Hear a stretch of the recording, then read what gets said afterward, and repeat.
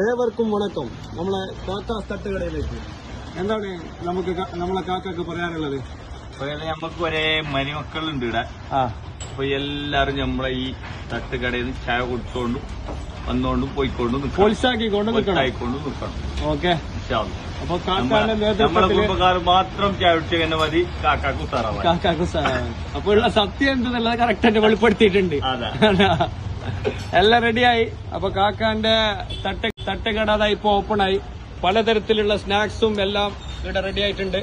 അപ്പൊ രാത്രിയത്തെ സ്പെഷ്യൽ പറഞ്ഞിട്ടാ? രാത്രി ഇപ്പത്തലുണ്ട്, പുട്ടുണ്ട്, കൽത്തപ്പുണ്ട്, പത്തലുണ്ട്, പൊറോട്ട ഉണ്ട്. അരേ വാ, എല്ലാ ഐറ്റം ഉണ്ട്. ബീഫുണ്ട്, ബീഫ് സുക്ക, പള്ളിക്കറി ഇല്ല.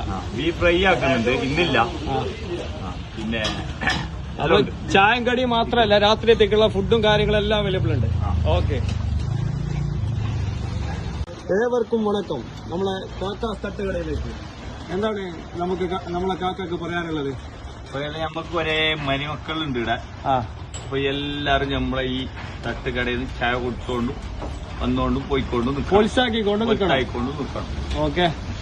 അപ്പൊ നമ്മളെ കുടുംബക്കാർ മാത്രം ചായ കുടിച്ചെന്നെ മതി. കാക്കാക്കു സാറാണ്. അപ്പൊ ഉള്ള സത്യം എന്തെന്നുള്ളത് കറക്റ്റ് ആയിട്ട് വെളിപ്പെടുത്തിയിട്ടുണ്ട്. എല്ലാം റെഡിയായി. അപ്പൊ കാക്കാന്റെ